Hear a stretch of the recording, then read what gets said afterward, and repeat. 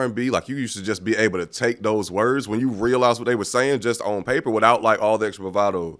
And it'd be some beautiful shit. I'm listening to Brent Faiyaz, Weeknd, Giveon, SZA. Like, these are lyrics that hit and are like philosophical. Yes. I'm like, fuck, this moment happened to me. But it's not 90s shit, and it's definitely not the 70s shit. It's not subtle, fuzzy, wuzzy, hopeless romantic type. If you cheated lyrics on me with my best friend, and I'm waiting up for you, and that, or even if it might be like some toxic shit, like have that love or that compassion, that humanity in there, other than just catchy and romantic ways of I fucked your bitch, your bitch fucked mine. You know what I'm saying? When I think about my parents, they had a lot of stuff going on in their relationship, I'm sure, but it wasn't politically correct to talk about it. The Temptations, everything was lovey-dovey because you didn't talk about your relationship business to that degree in public. And then the generations of truth came along. And so I'm not just going to sing about how cool we are together. I'm going to tell the truth, and I'm going to sing about what's real, about the fact that we fought, about the fact that one of us cheated, about the fact that somebody got lied to. If you're talking about a difficult relationship, there'll probably be something in there that I can relate to. So that's going to be the song I play over and over and over, because that song about a cheating ass whoever makes me feel seen. Sierra singing whatever she singing is cool for me to dance to when I'm in a better mood. But when I need to feel something in here, I need somebody that's going to sing about the truth. I don't want to hear no lovey-dovey, because it's a red flag. Yeah, man, let's get right into it. Welcome to Waving the Red Flag, the number one philosophy, self-actualization, and neuropathology podcast in the world. Big facts. Please don't fact check that. Our credentials will not stand up to scrutiny. So tonight we got Alvin, we got Edward Button Overgold, Josh coming through. Excellent sweater. You just raising the style game every single time. You know what I'm saying? I'm just trying to. If style was intellect, I'm just trying to be like you, baby. You know what I mean? You look nice. 100%. Oh my God. Last real nigga in Hollywood, everyone. Last real nigga in Hollywood. And tonight, we have a very special guest, Cousin Pam, coming through. Hey. Hey, what's up? Let's take always a pleasure. Walk. Around the park after dark. Y'all know people like actually call me that. Can you sing? Mm-hmm. Oh, you can tell. I was actually taking it back when you just... She was hitting notes just there for no reason. Like, why you singing for That's how I met her? Christian. Christian and I used to sing together. Shit. Oh, that's actually Was it in the That's how choir? we very met. dope. That is how we met. But yeah, people call me Jill Scott. Like, they tell me all the time, you look just like Jill Scott. You look just like I have people who see me out in public and will say, Jill. And I'll turn around because I know they're talking to me. You should use that. I feel like you can make some profit some type of way. I need it in my bank account. You can, like start selling autographs, you know? Right. You're right. Do autographs even count anymore? I feel like you could get people to pay you $50 for a selfie at least. They do? Okay. Because I know when I was growing up, I'm a whole lot older, but when I was growing up, like having somebody's signature on something was a big deal. But now that everything's a smartphone, people want a picture or something. I didn't know You can definitely sell some selfies. And people's Instagrams would be looking crazy like, who is this person that you took a picture with? That is not Jill Scott. I paid her $50. That is not Jill Scott. Yo, I'm sorry. Tried it. They got Jill tagged in the photo and shit, and it's you. Right. Tried it. But no, I can definitely see like Pam and Christian on a drunken night singing Fire and Desire to each other. Oh, now, I would not be surprised if y'all have done that. Y'all did that before, didn't you? We have videos. We used to do this thing. Because we sing so much around the house. We used to do this thing when we first got married, where we would like turn the camera on and we would pick a song and we would sing it horribly and record it. And we would be cracking up at how horrible the notes were. And I'm better at singing off key than him. So I will completely fuck a song up. And I'll do it with a straight face. I'll do it with a straight face. Completely off key. That should sound romantic. Can I be like, I just want to be like the third gift. member in one of these things. Yeah, it's a gift. To be able to sing a whole song off key is a gift. And I can put vibrato with it. So I can make it sound like What's vibrato? Hello? What's that one? The little shake in your voice. How's it go? Yeah. Oh, there we go. Cousin Pam doing the runs and everything. Yeah. You know, Yeah. the choir rehearsal No, man. voice. You know, Mm-hmm. No, man. I'm just laughing at Eddie unleashing his inner Tayzonde over here with his yeah. That's fucking Wait, was Johnny it Ray. Ray. Yeah. Gotta do it to him. Man, yo, dead ass. I had somebody come up to me recently, like some kids come up to me recently, and when somebody says I look like somebody, I don't mind it. So I find all of it irritating, but like I don't mind it that much. But what was fucking me up is they didn't think I looked like somebody. They thought I was someone because they were nervous. Like they were like, "Hey, excuse me, Mister, like, are you Bruno Mars?" And I was like, "Man, get the fuck out of my face."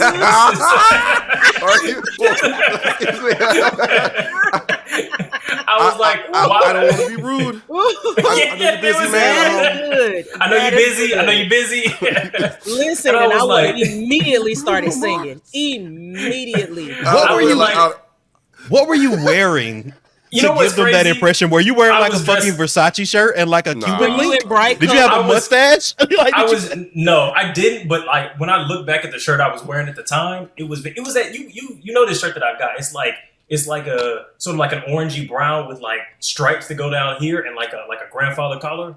I know exactly what fucking and like a gold chain on. I was like, oh yeah, bro. I'm dressed like a chapter of 100%. Yeah, if you don't shave, you're wearing that. You're wearing that situation. If you don't shave, I had sunglasses on too.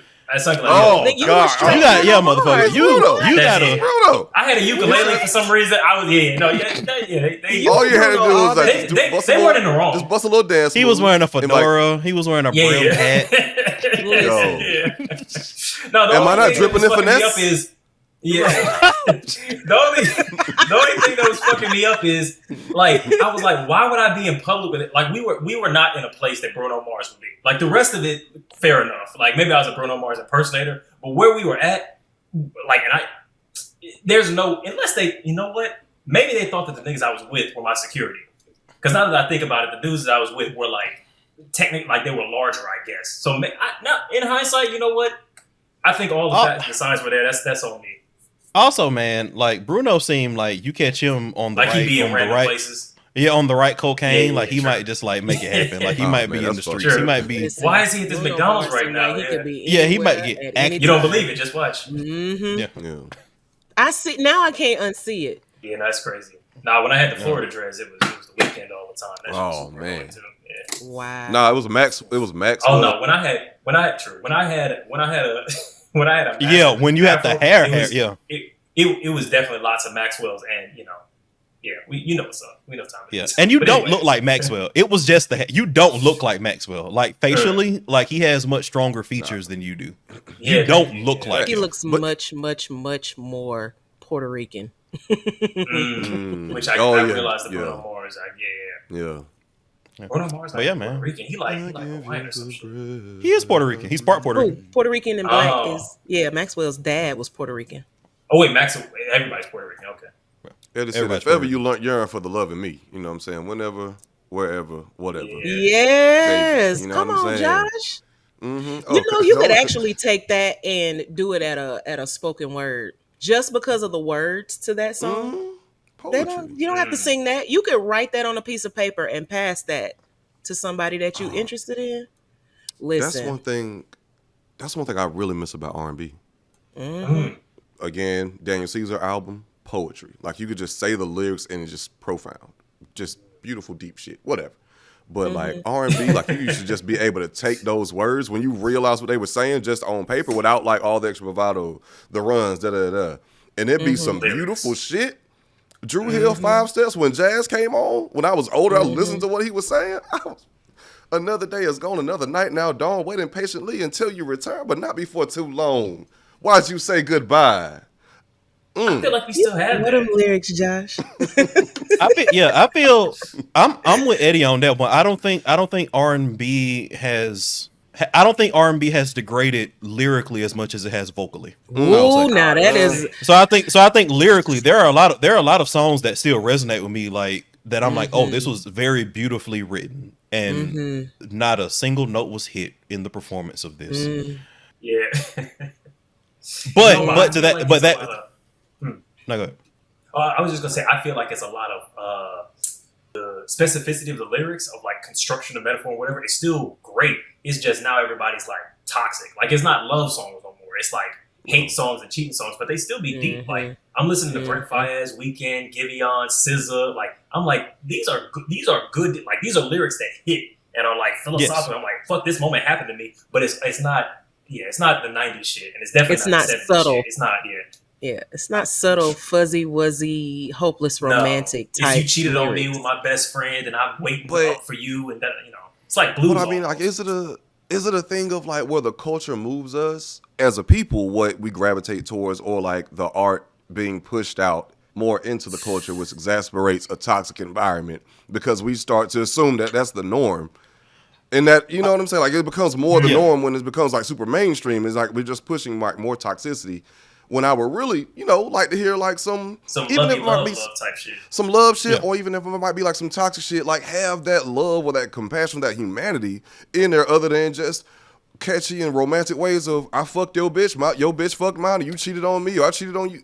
You know what I'm saying? And that, and it's cool. It's cool. Yeah, and I also think that people have this nostalgic glasses aspect of what was and wasn't toxic and what was and was romantic with a lot of like older stuff. So for example, the song that started this conversation when you brought up Whenever, Wherever, Whatever for Maxwell is a breakup song.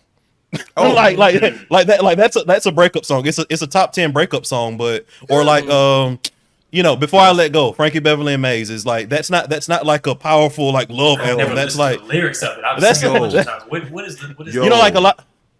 Yeah, like a lot of these songs are much more toxic and more akin to what you listen to nowadays than we thought when we were growing up, because the mood was different. We have this nostalgia glass, like Rick James been on that type of time. 100%. Rick James. We talk about Bobby Womack all the time on this podcast. Oh, Earth, Wind, and Fire, The Reasons. That's a fucked up song. If you listen to the lyrics, there's nothing romantic about that song. Describing a one night stand. And that's how we get back to Alvin's statement about vocals. Because all the people y'all just talked about sang their asses off. When I think about Whitney Houston singing "He's All the Man That I Need," it didn't hit me that she was talking about sleeping with somebody else's husband until I was in my late 20s. And I was like, hold on, wait a minute. Wait a minute. She is dead ass singing about sleeping with a man who already has a family. But I used to be singing that to the top of my lungs as a kid. Like, because it was good R&B and Whitney could sing. So it didn't matter that she was singing about infidelity. We're not even listening. You weren't listening to that. You weren't. True. Yeah. And Christian says this thing about the better you dress, the worse you can act. Ooh, so I think about that with vocal ability. The better you can sing, the more toxic shit you can sing about. Because I'm a lyrics person. I listen to lyrics and I'll be telling Christian, I can't believe I'm up here, whatever. And this nigga singing about, and Christian be like, I didn't even know that's what he was talking about. Because I'm just listening to I'm just listening to the music. I think most people like the shit because when I think about The Weeknd and Brent blowing up, I think people are listening to the lyrics. They like specifically the lyrics, not just they like what he's talking about. Like Brent's got especially Weeknd, but Weeknd was different, right? And we talk a lot about how I think The Weeknd's he was grassroots too. Yeah, The Weeknd's come up should be studied. The Weeknd's come up should be studied. I don't think we can ever have anything like what he did during the early aughts of his career. Dynasty was almost there, but then just disappeared. True. I don't know anything about The Weeknd's ride. Like that whole thing where it was a mystery. Crazy, like people didn't know what he looked like. I remember being on the forefront because I had a friend who was from that scene in Toronto, and she was like, "This is The Weeknd," and I was like, "I don't believe you," but it ended up actually being him. But people didn't know what he looked like for a long time. But I think that working in retail and his songs were blowing up, and people were listening to him, and they didn't know that was him. Like crazy shit. Yeah. So like, I do think that he has a certain mystique about him that his lyrics kind of fed into an overall marketing machine. So I don't necessarily think if that's like the best example, but I definitely think that we have plenty of them to say exactly what you're saying. Like, I think that a lot of people gravitate toward that because they like the actual lyrics. And I think the question I have for everybody is the why. Like, why? Because I'm struggling to piece it together. I have a theory, and I don't think that it's all of it, but I think that people like being seen. People like feeling seen. And I've been married for 10 years, but I didn't get married till I was 35, and the dating pool was shitty. It was polluted. And so relationships, when I think about my parents, they had a lot of stuff going on in their relationship, I'm sure, when they were dating and when they were boyfriend and girlfriend, but it wasn't politically correct to talk about it. So all the songs were lovey-dovey. The Temptations, everything was lovey-dovey because you didn't talk about your relationship business to that degree in public. And then the generations of truth came along. And so I'm not just going to sing about how cool we are together. I'm going to tell the truth, and I'm going to sing about what's real, about the fact that we fought, about the fact that we broke up, about the fact that one of us cheated, about the fact that somebody got lied to. And it gets popular because, just like everything else, it's a story. And stories connect to people. If you're talking about a difficult relationship, there'll probably be something in there that I can relate to. So that's going to be the song I play over and over and over, because that song about a cheating ass whoever makes me feel seen. Sierra singing whatever she singing is cool for me to dance to when I'm in a better mood. But when I need to feel something in here, depending on what I'm dealing with, I need somebody that's going to sing about the truth. I don't want to hear no lovey-dovey, because that's not what I'm going through right now. We forget that half of rhythm and blues is blues. Like, I think we've always liked this. Like, because when I think about like what I listened to as a kid, I listened to a lot more like kind of happier funk sort of stuff. But I think I focused in more on like, okay, cool. I've had some heartbreaks. I've had some situations where I was a dickhead, where somebody else was a dickhead. I want to hear some pain, some glamorization, because it's the same reason that like kind of druggy, pilly Future type. Like, there's something romantic about that, I know, man. Lost in Fucking translation. Codeine Crazy goes hard. It's a release. Don't nobody want to hear about like, oh, everything's great. It's like guns, gangster music, blues, drug music, all that is the same thing. But I think, Pam, you make a really good point that I think that over time we've just gotten less socially conservative. So while we've always loved blues, now we can talk about fucking people. Now we can talk about, like The Weeknd can have, lyrics about having her dripping in cum, and The Future can have lyrics about codeine and Percocet and all that kind of stuff. And we're like, oh, we can all talk about that. Like, and so now you got 15-year-olds listening to that music, whereas in the 70s, they cover it up with all this, metaphor. Right. Because when I was growing up, my daddy listened to R&B, but it was more on the blues side. So my daddy would be listening to Otis Redding singing, begging to come back home after he'd been disrespectful. He was listening to Isaac Hayes singing about I Stand Accused. Like, as much happy, fun music as he listened to, my daddy would sit down and get completely quiet when it was something that had emotion in it. Something that he could feel, that felt like tangible. It's cathartic. Yeah, it's like, I want to feel my pain again. Absolutely. It makes you feel something, but at the same time, and like, it was Harold and the Blue Notes or something like that. That song, Miss You, or whatever. Thank you. Yes. But I'm with y'all, because I'm with the shits, I'm with the fun time, I'm with the good time. I love to be out, listen to some ratchet shit, or just like, niggas saying their truth that sound good. But there's a certain heart and passion, I feel like, that's kind of lacking in a lot of today's music. Not all of it, because there's some very talented, very vocally talented artists out today. But we don't have that same level of passion and gumption in the performance of the songs. And then again, like, going back to just poetry, and because it is a lot more direct now, and it's cool, we can talk about it, it is what it is, but I do think we just need a little bit more of the poetry and passion injected into the music. So tell me, Josh, who's somebody that you would say fit into the passion that you're talking about? So many. Earth, Wind and Fire, Michael Jackson, Babyface, Luther Vandross. Can I point out something? Can I point something out?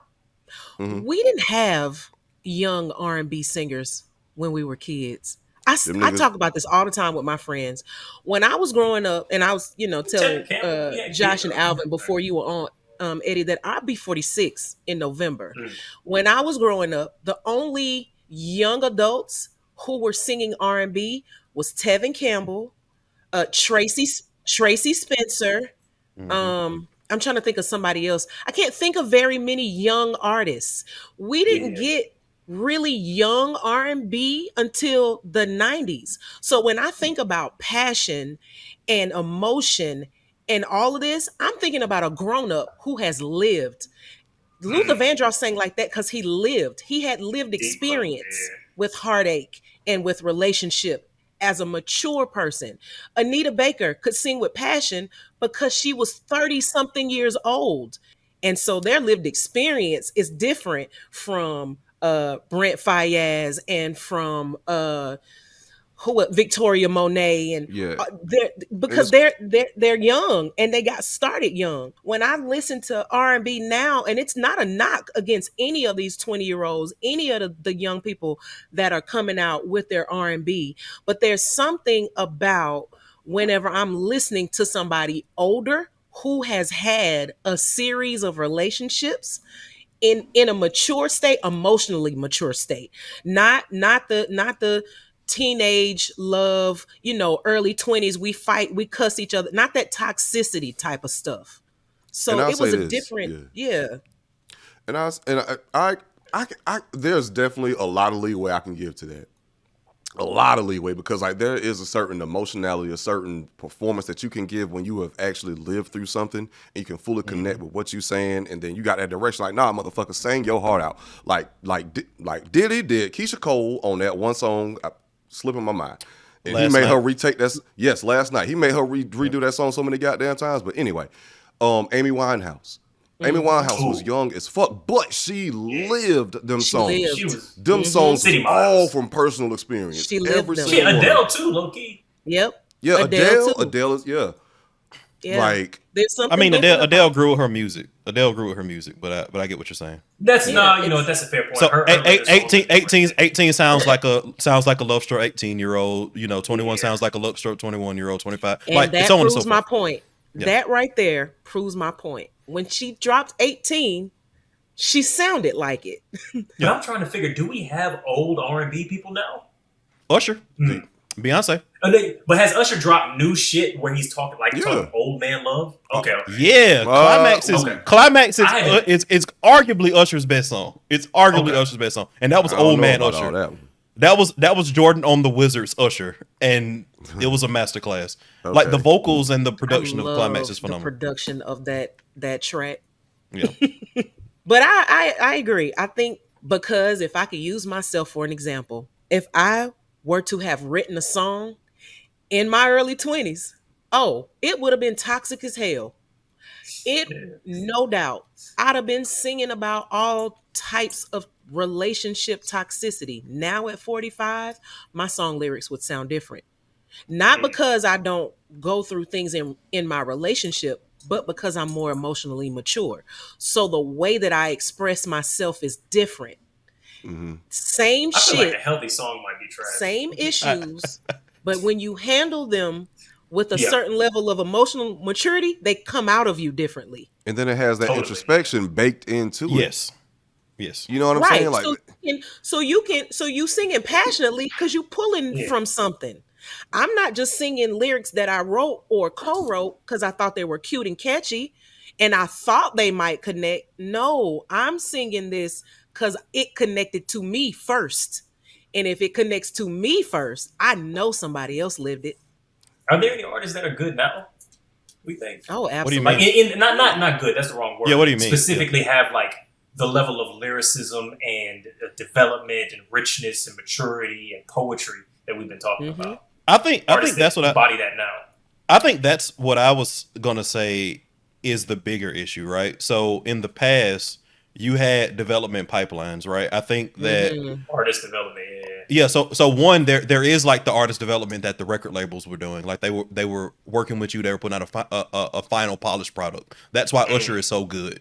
Usher is I think a lot of people, especially maybe people who are younger on the audience, don't actually fully understand exactly how good of a performer Usher is. Usher's like world class. Like Usher's like a top 5 performer of all time, vocally, from a choreography perspective. And I just saw him in November, and everything is still the same. You went to Vegas to see him? Sure did for my birthday. Yeah. Christian took me for my birthday, and when I tell y'all, he is just as impeccable as the Confessions album. Yeah, Usher. Just as.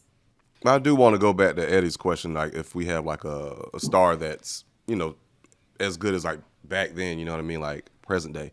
And I've said it before, but I swear to God, and I became a fan, that nigga Daniel Caesar's last album, Never Enough. Listen to Let Me Go. I was just listening and to tell it today. me.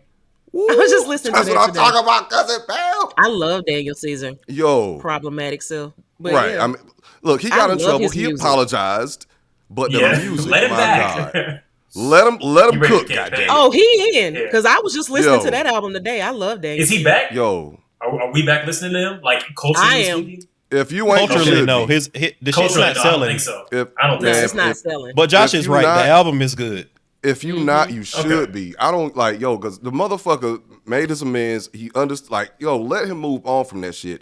Listen to that damn album, because if you really enjoy good R&B, that is that fucking album, yo. Like, Do You Like Me, Toronto 2024, Let Me Go. Real rap, as they would say. Elite bars. Hip hop, you know what I mean? Yeah, man. Yeah. So Read all about it. I think that we've asked like some really good questions in regards to this. It would be phenomenal if we had a medium that would allow us Something like that. That's crazy. to think about pressing questions that can be discussed in like a roundtable situation amongst a group of intellectuals. Josh, you know anything about that? Does anything like that exist? Are you tracking? Are you aware? I mean, Even know. here at Waving the Red Scratch my Flag, we head. keep our ear to the streets. And guess what? You are correct. Because your boys at Waving the Red Flag just released a conversational card game. And you know what? You can use this for your game night, your date night. You know what I'm saying? Spice up all that good stuff. And it's appropriately called It's a Red Flag. And guess what? These 50 plus prompts will have you and yours having conversations ranging from the deep, philosophical, intellectual, and downright ridiculous, just like the ones we have on the podcast. But you know what? You will need to act quick, though. And listen closely, because it's a limited release that's only available for pre-order during the month of February, which is this month that we're currently in now. So if you're listening in April or August or some shit, like 8 months down the line, you might already be too late. So again, this is a limited release that's only available for pre-order during the month of February. So head over to shop.wavingtheredflag.com and get $5 off your pre-order today. And trigger warning, it is not for the weak of heart. Y'all, I am buying this as soon as we're done. I didn't even That's all night. When you Yeah, held we'll them drop up the and link, I we'll drop the saw link. what they said, did you see my face? I was like, oh yeah, that's as good All as right, let's do one. Let's see what we do. All right, is it a red flag? Okay. No. But we had. Well, okay, I do want to get the women's solo travel since we do have a woman on the pod tonight. But let's do the game. We have time. Is it a red flag? Yeah, no, we gonna make time regardless. wait, we gotta pay bills. I don't really. That's all the work I done put in these motherfuckers. This is the mid roll, so moving forward. You know. Is it a red flag if they live with their parents no. No. at all? I feel like Nope. I feel like Depend on the age and the circumstances. that's true. I feel like and I hate to make this like a gender thing. Go But ahead. No, go ahead, because that's yeah, real. okay. It's real Yeah. because it crossed my mind. Go ahead. Yeah.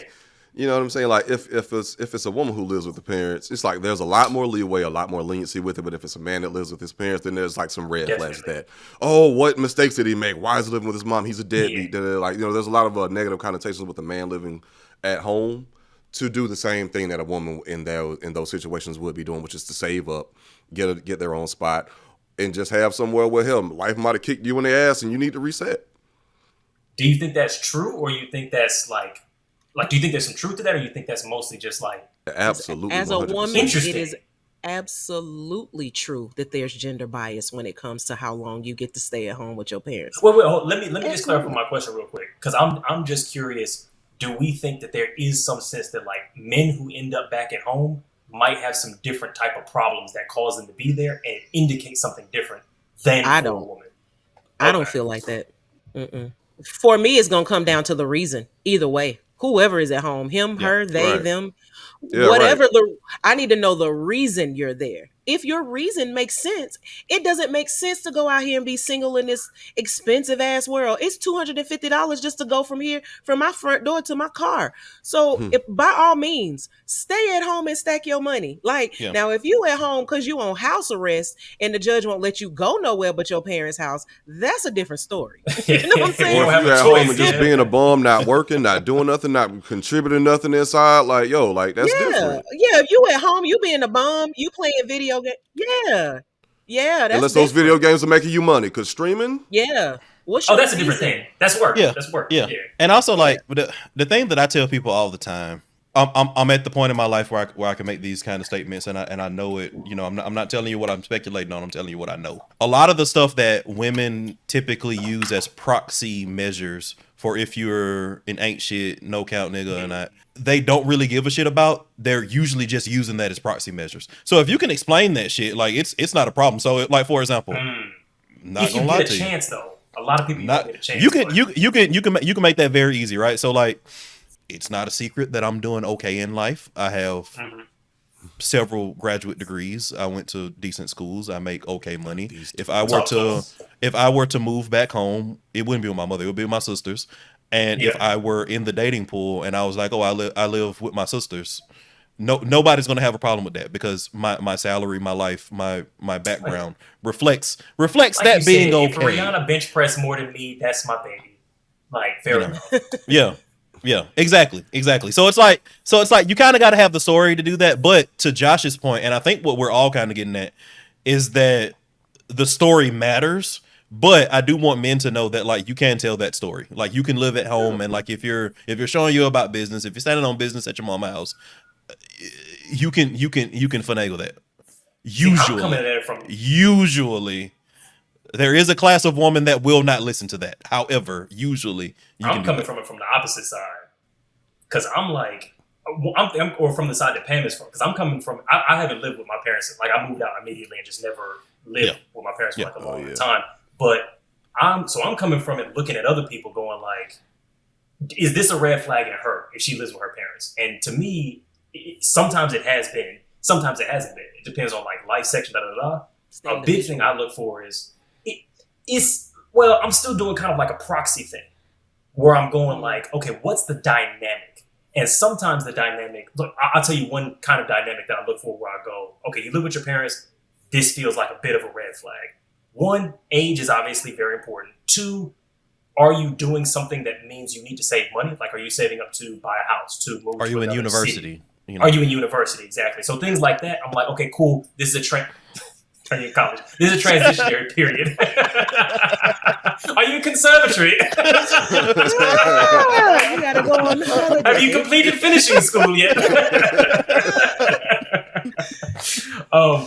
So like if this is a transitionary period in your life where it's like, cool, you used to live by yourself, you needed to save money, you've moved back in temporarily to save money, that's like you got a good dynamic with your parent. But sometimes it feels like you living with a parent might be a crutch because you struggle to deal with some of the challenges that adult life presents. You struggle to keep your bills up on time. You struggle to manage your meals when you have emotional distress, your life falls apart, that kind of shit. So you've lived with your parents and you're in an extended adolescence. That's the thing that I'm looking for. And I think that a lot of people, for instance, women are looking for that. And it's not inaccurate. You got to get context because by There's a itself, reason why it's a proxy it's a measure. proxy.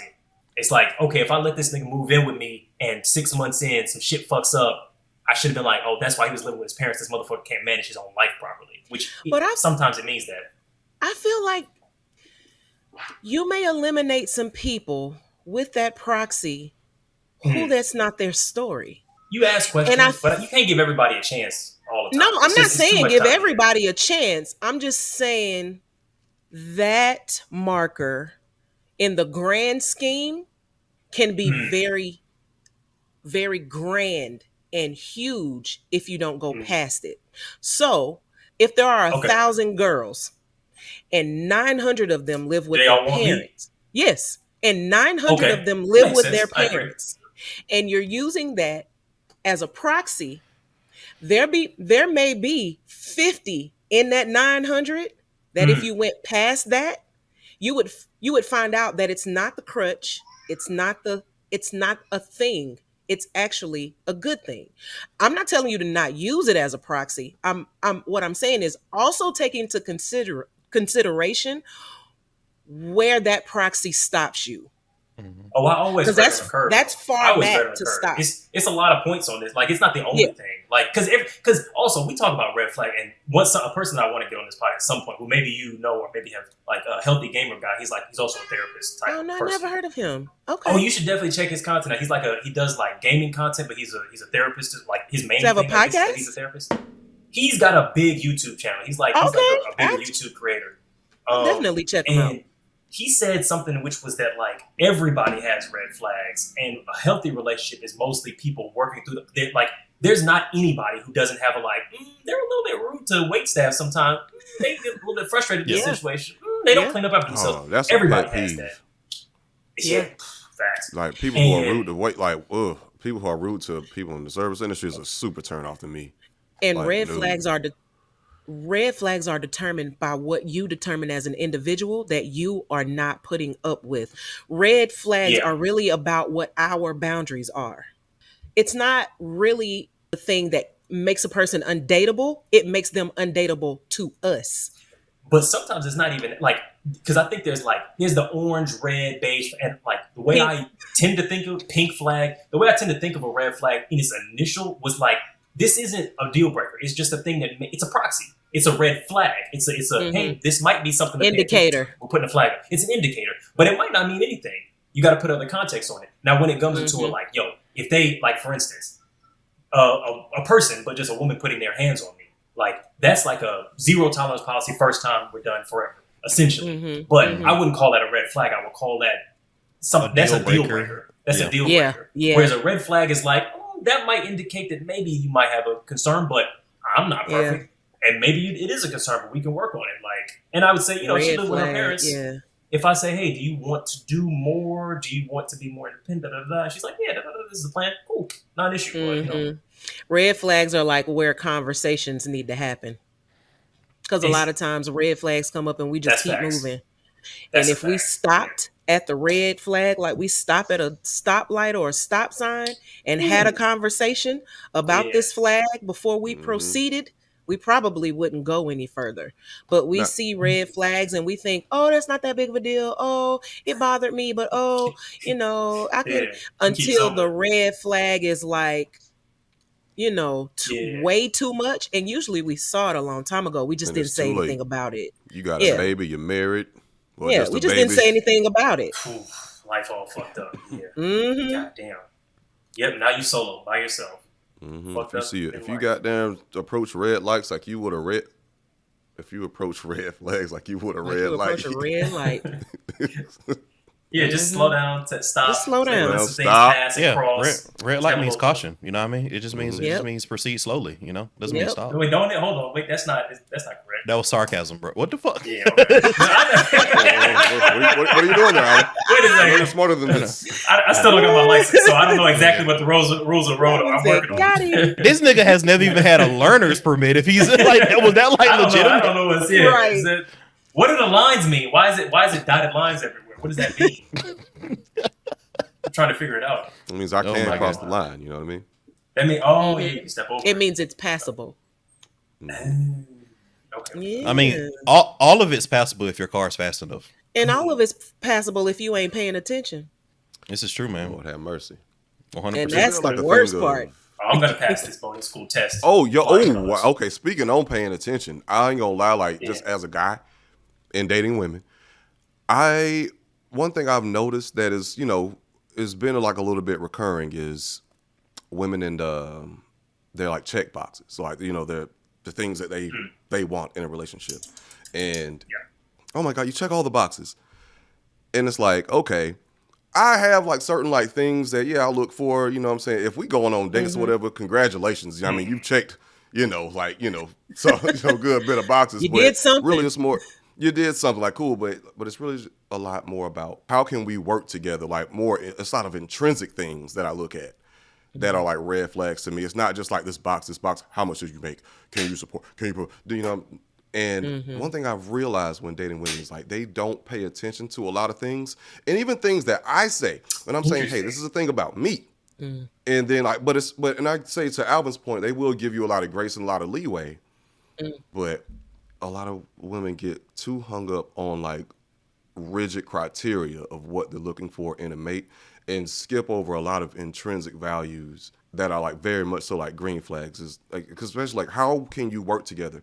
We had our first argument or we had our first disagreement, or like just the things that you say, like how do you think and process things? Does that gel with the way I process things? Can we come together? Like when it comes to raising our kids, if we had a kid together, what would be good parents together? And it's a lot of things that I look at in the here and now, then think and then apply that to, okay, well that could be an issue in the future. So let me have this conversation with like, that's something to consider. Just people get a little too hung up on like certain boxes that they're check boxes essentially. And I agree with you, Josh. I think, and I can say for myself as somebody who spent a significant part of my life being single, like I said, I didn't get married till I was 35. Is incredibly independent. And so the way I approach relationship, I think people leave the way they want to feel out of it. Because a lot of times women, and I'm not saying that we're all like this, I'm talking about the grooming for us, whether it's socially, whether it comes from our church, sometimes it comes from the way we're nurtured and raised in our own houses.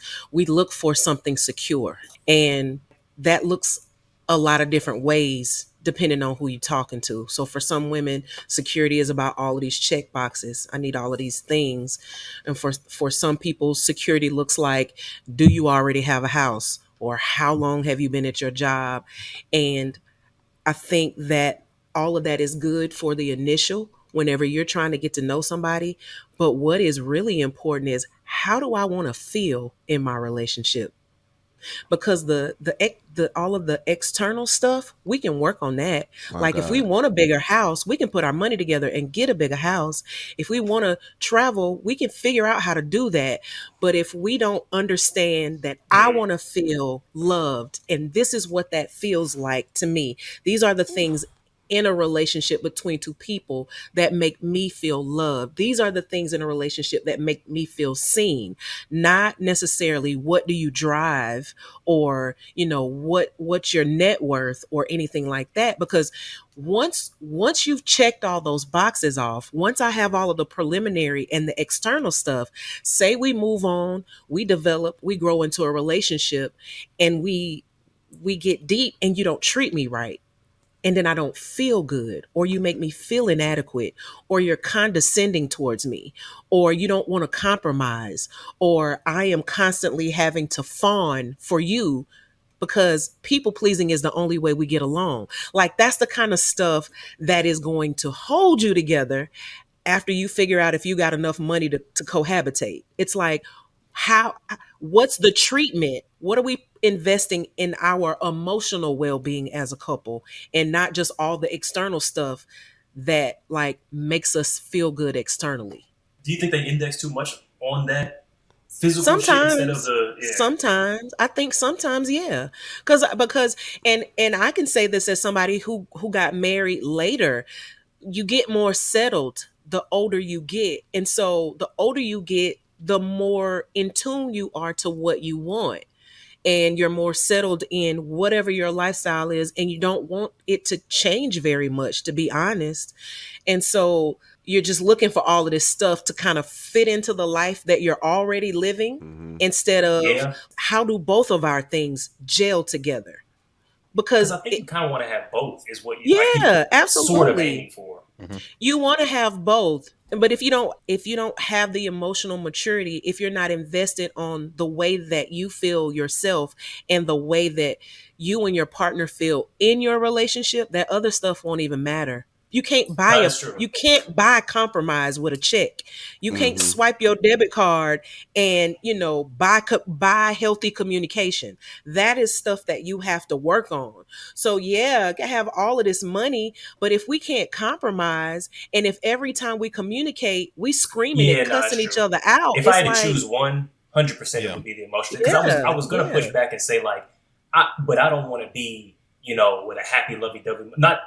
I'm not necessarily the person to make this point, but I can see a person saying, I don't necessarily want to be happy lovey-dovey with a motherfucker. We not never gonna be able to achieve certain things that I want in my life. So I understand Right. wanting to really pick a partner who's like, no, I want someone who we can do emotional shit, like we can have an emotionally healthy life together, but I want both. I want to buy a home by 40 or whatever it is. I want to travel XYZ place, and the person that I'm assuming this is a monogamous situation, because that's the other thing that I think is a big context in this. I can't have multiple people for this in terms of our hegemonic, the way we approach relationship shit. So if I'm gonna marry one man, who I marry is going to determine not just like what my everyday happiness looks like. It's going to determine what the fuck my life looks like. Am I gonna get to have that cake shop that I've dreamed of since I was a little girl? Having the right partner is going to make a difference in that. And I just want to bring this back to base level. So first, I will say that I think men would benefit by having checklists as well. I agree. So I have a just checklist. started I think men do this thing where they feel like, oh, it's unfair because I'm just out here doing this, and I think men would be happier if they had checklists too.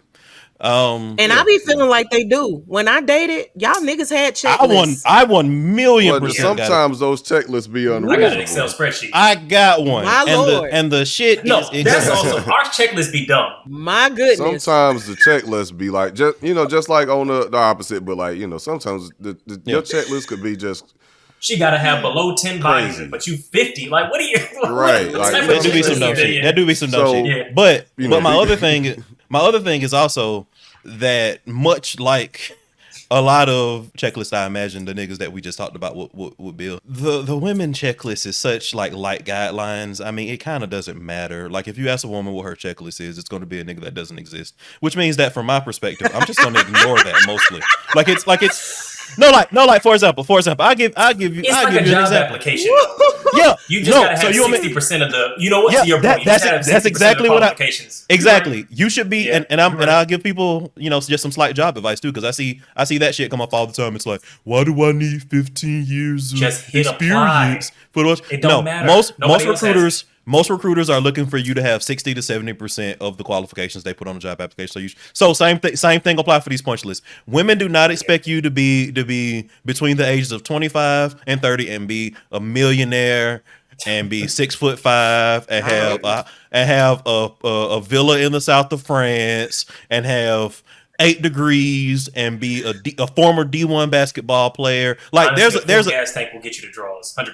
yeah, like so like these are more guidelines, right? So I think that people getting hung up on checklists from women is kind of just much ado about nothing. But on the same token, I think that checklists are a very healthy measure of getting to these proxy measures, because I think everything that Pam said was spot the fuck on. And I think checklists are a valuable resource in the initial stages of getting to that very holistic relationship status.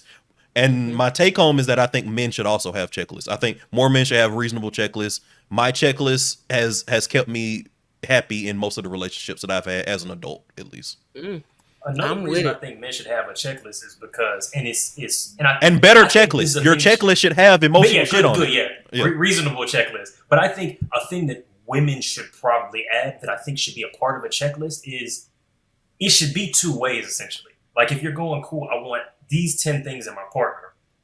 Why specifically do I want them? What aims am I trying to get from this relationship? And what things am I doing to match each of those? So one, I don't necessarily think you have to be everything that you want in your partner. I don't think that's necessarily. I think you can want things in a partner that you don't have yourself.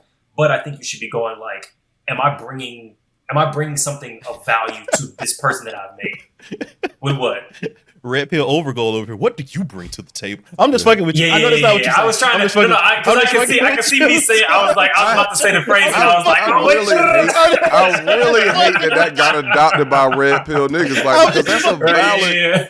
No, because I saw the sentence coming out, and I was like, don't say it. Like, Don't say what What do you bring? But I really hate that got adopted by red pill niggas though, because like that is a did. valid question for anybody to It's a ask good if you are in a sentence, relationship and community with somebody. Like if you like, hey, what do you do? Like, are you like, you know what I'm saying? Because it's just like the women like being afraid of the guy that lives with his parents. Like, why are you there? Are you able to function by yourself? Can you provide? Can you bring something to the table? Like, well, hey, how can you co-sign on this loan with me? Like, can you co-sign? Like, what are the ways in which you can also enrich my life as I enrich yours? But that's a nigga. That's Bitch, I am the table. I like that. Like, Yeah. that's like, but that's the response. But that gets a. It's tough. So in theory, I agree with you, and I think that you two, as the type of niggas that I know y'all are, like I would feel comfortable with y'all asking those questions. But in general, it's such a non-question because, especially in black relationships, again, as I always bring up, black women make almost as much money as we do, so they contribute basically the exact same as we do financial to a household. Even though black men are more involved in household stuff versus men of other races, black women still do most of the housework. They still do most of the childcare. They will very soon pass us in terms of average and median salary per year. Like that's going to happen within like the next 5-10 years. So it's kind of like so bringing stuff to the table. Yes, and they're bringing stuff on the table like systemically. So like it's like on average and median. If I'm talking to a black woman, that black woman at minimum has exactly what I have. So it's like it's always almost always a dog whistle, but not for y'all, not for niggas y'all are different type of niggas. But the whole conversation about having a checklist is essentially systematizing what do you bring to the table. Like, yes, agree. Bring up that phrase. 100%. Like, I agree. That's a dog whistle that I was trying to avoid. But you're right. I literally was trying to not say it. But when you say both of you men are correct. should have a checklist, what you're saying is men should be asking, what things am I looking for in a partner in a relationship? Which is a question everybody should be asking. Yes. All right. And I'm not asking for something that I'm not bringing. I don't think I'm definitely asking for some shit that I'm asking for. I don't think it's fair. To be fair, yeah. Right. Like, oh my God. If it's external and you got some shit that I don't have that because I just can't afford it, that's one thing. But I'm not gonna ask something of you emotionally that I myself am not also going to reciprocate. That's not fair. That's true. That's not fair.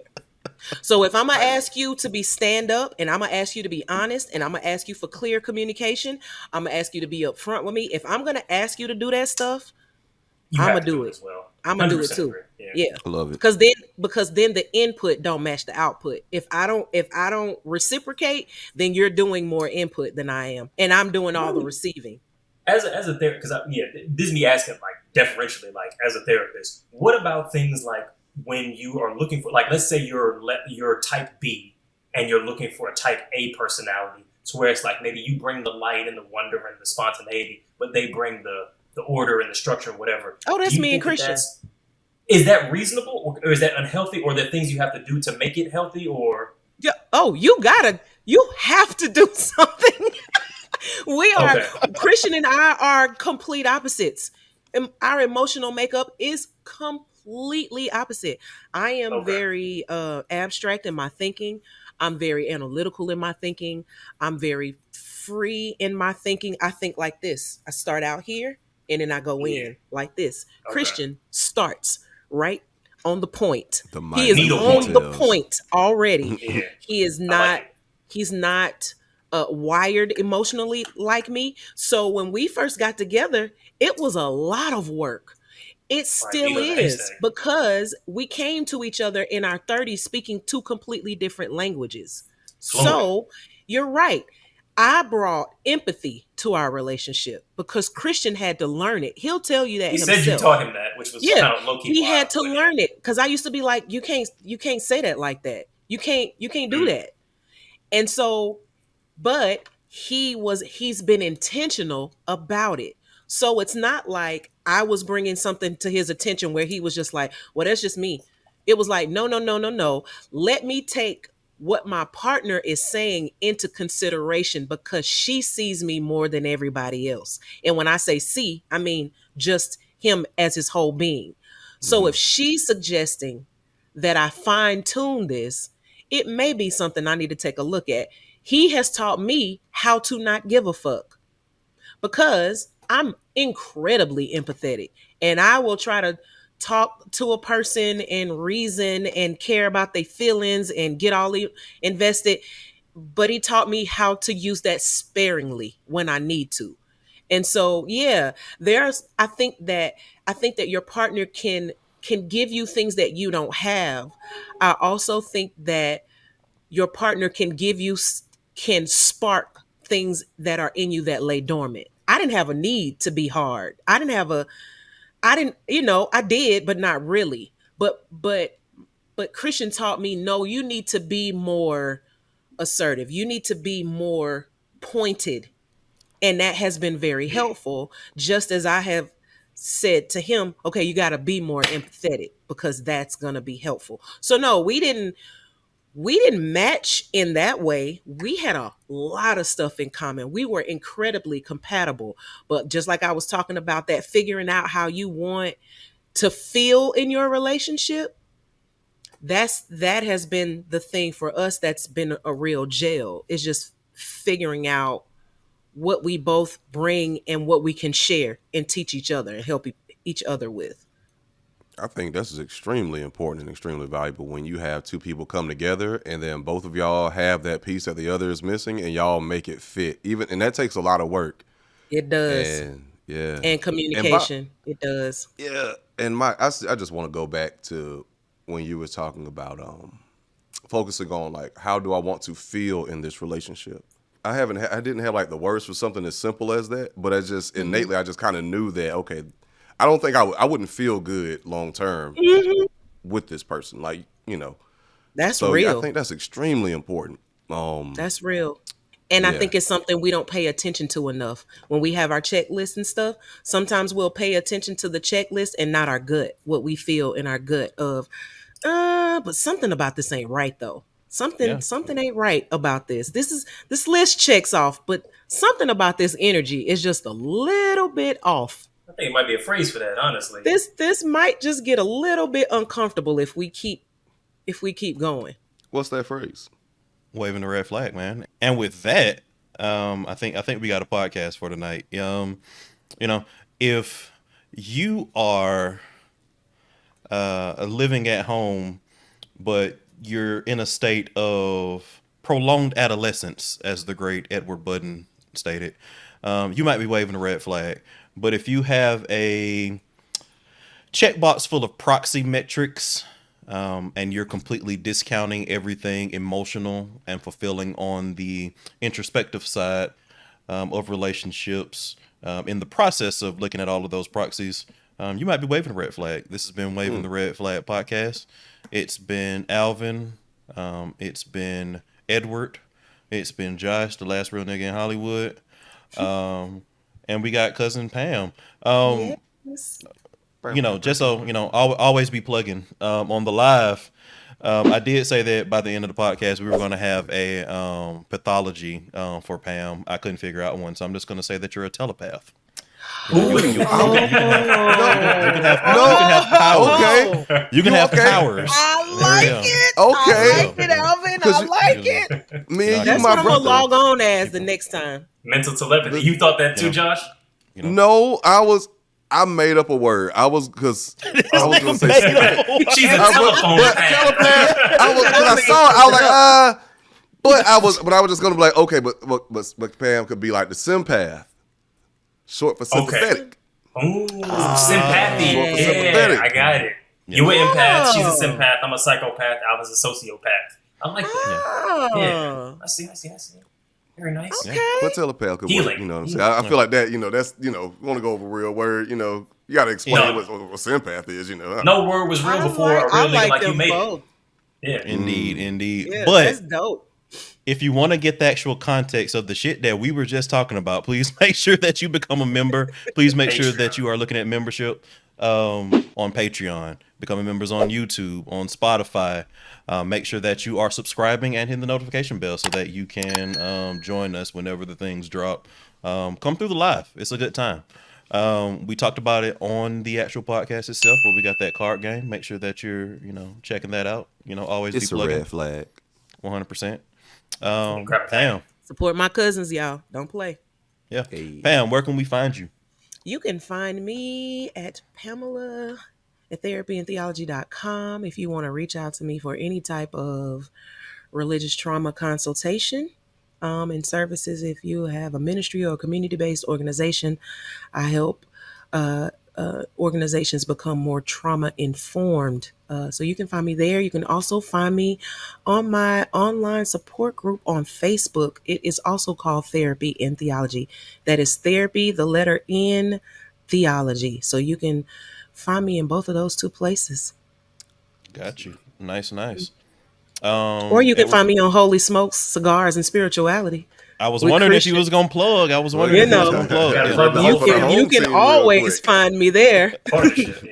If y'all are familiar with Pastor Christian A. Smith. I ain't ashamed of what kind of porn I like. Okay, I gotta ask a question since you asked me. Like, what Oh, my type of fucking God. keywords is in your search history, Pastor Christian A. Smith? Ebony, Got to do it.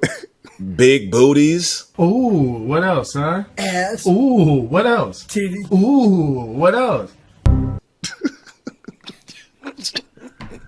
I like, ebony, oily ass. I don't know what. Yo, Yes. the better half. Yes. The other half. No, I'm playing. The theory, the other side of the toast. The other side. Yes. Yeah. The other side of the pillow. Side of the coin. Why don't nobody ever call the husband the better half? Oh, my better half. Because that's such a sweet thing to say. The My other better side. half. He calls me his old Yeah, lady. the other one. That's my I'm his old lady. Oh, true. That's I a like nice that term one, of endearment. Old lady. But Yeah. that's what's up. All right, cool. Peace. Well, ending Piece of recording. chicken grease, Everybody- fries, and goodbyes. You know what I'm talking about. Peace and Sir. magic hair.